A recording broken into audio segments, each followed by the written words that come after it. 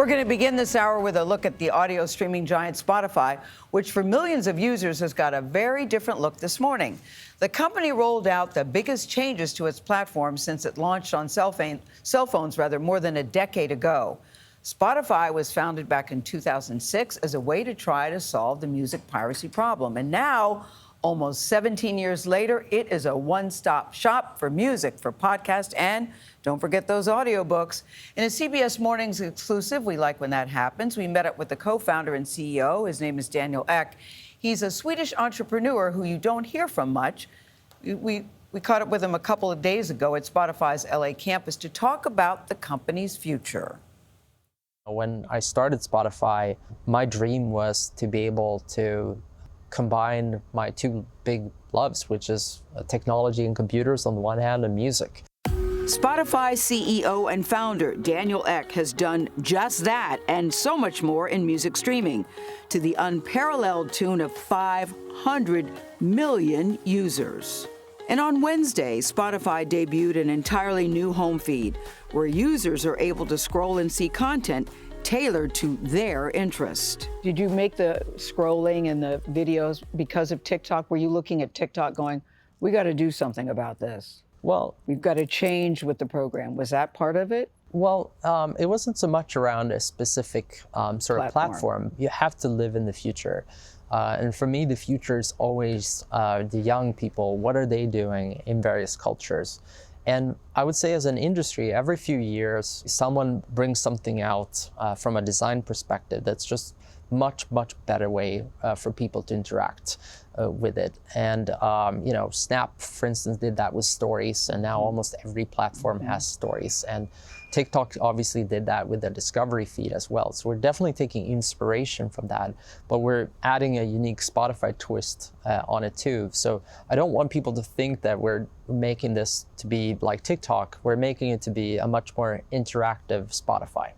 Another new feature, Spotify's AI DJ. What's going on? I'm X, and from this moment on, I'm going to be your own personal AI DJ on Spotify. What it really is imagine having like your own personal DJ that knows your music taste, knows what kind of music you're liking, and is able to give you context around why you're hearing that songs and putting together the perfect sort of music for the right moment. AI DJ does not sound like a robot. It sounds like a real person. Yes. Did you do that on purpose? Yes, we did. We did that on purpose, and in fact, it's actually a real person too. Hi. X. How are you? I know Xavier. X. You know me?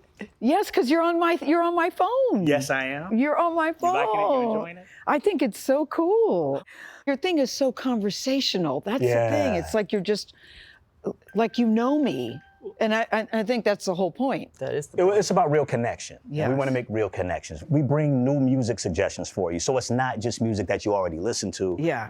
So we're going to give you something that we think you'll like based on what you already like. Yeah, I like and in that way, with that context, you're likely to check it out. And that helps artists because their biggest problem is discoverability. So this is helping artists connect with fans, and then everybody wins in that situation. We kept touring Spotify's Los Angeles campus. So now we're at Pod City. So Pod this is City. our kind of main podcast studio. More and more of our studios now, as we're having more and more video as well, are having kind of video all around them too. Daniel, you just said this is your favorite space. Yeah. Why? This is very cool. Why? Probably out of all of our offices. This is our music recording studio where, for instance, we record Spotify singles, which is a concept now that generated over billions of streams. Hi, we're the Jonas Brothers, and we are so excited to be here with you today. At Wednesday's big event to announce changes to the platform, the Jonas Brothers introduced countdown pages for new releases. We're an experience that's focused on deep engagement and listening, but also a very big part of what we're focusing on as well is for people who aspire to be professional or are already professional. So we're not the place perhaps where you connect with friends or express a funny video, but we are a place where you can share your art, you can engage with fans, and you can monetize that art better. Spotify says it is the music industry's #1 revenue generator, paying out more than $40 billion with a B.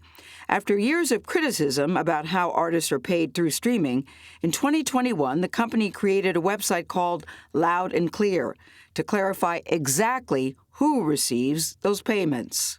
Many people still think Spotify doesn't pay the artists.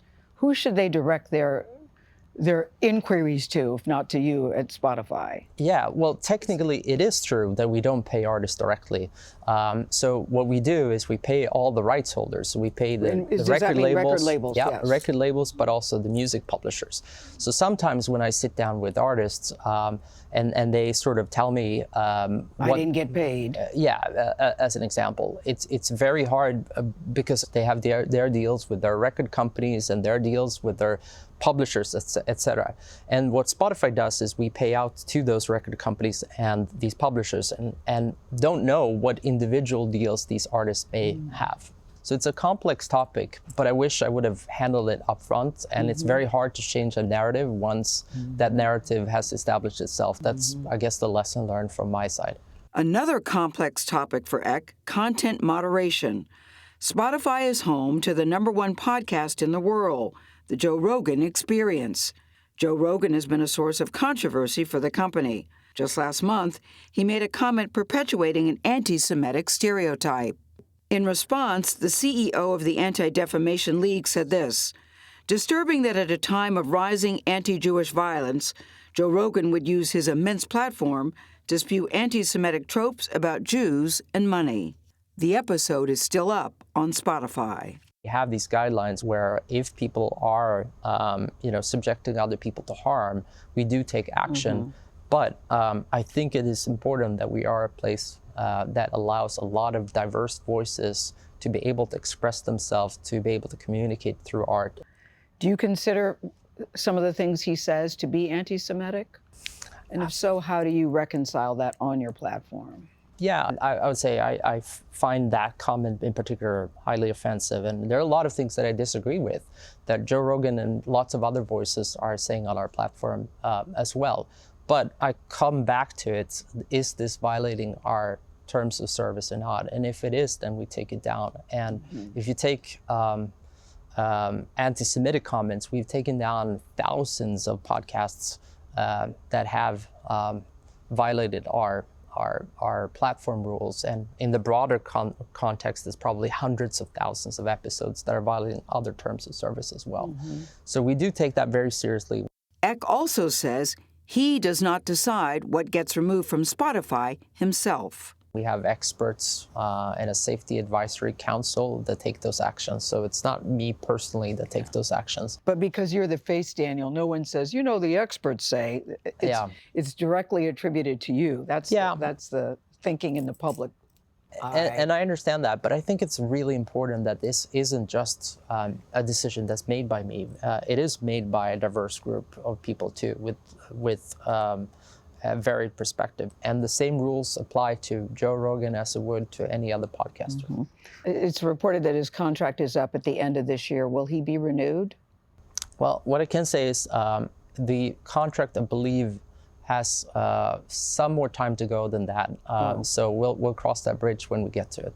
After 17 years at the helm of Spotify, Eck is reflecting on his journey. I don't know of a single entrepreneur that if you would go back to them now and ask them, if you knew everything you know now, would you do it again? And the answer, certainly for me, but I think for unilaterally for all entrepreneurs I've been talking to, has been like, no, because it's so hard. It's such an emotional roller coaster. You wouldn't do it again? This way? No, I'm not sure, to be honest. Really? It's not because it's not been worth it. It's been the most gratifying thing I've ever done in my life, besides my kids. But and your wife? And my wife, She's of course. She's lovely. Yes. Yeah. But it's not for the faint-hearted. Not for the faint-hearted. I just think he launched his company when he was 22. He just turned 40 recently. He says that he's his own worst critic. He said people that work with him say that he's very tough on himself and he's never satisfied. And he sees that as a blessing and a curse. Yeah. And at 40, what are his new dreams? He said, I'm just trying to make this better. I'm intrigued by his last answer to you, though. Oh, I was too. Right? I was actually very surprised at that he doesn't think that he would do this again. Little window This is to very hard. how difficult it is. Yeah, I mean, you asked him some tough questions as well. I like the point about making money that he brought up earlier, which is, we're not losing money, we're investing money. Yeah, And we intend to keep that growing. was deliberate. I hadn't thought about that. I hadn't thought about it from that way. No. I know people will still be upset about his answer about Joe Rogan. Yeah. He says it's not me, it's a group of people. Although he has a lot of power there, he could make the decision, but he's relying on a team of experts to tell him and guide him along about what's the best thing to do here. Waiting for my update. Well, I'll show you how to get to it. Yeah, I got it.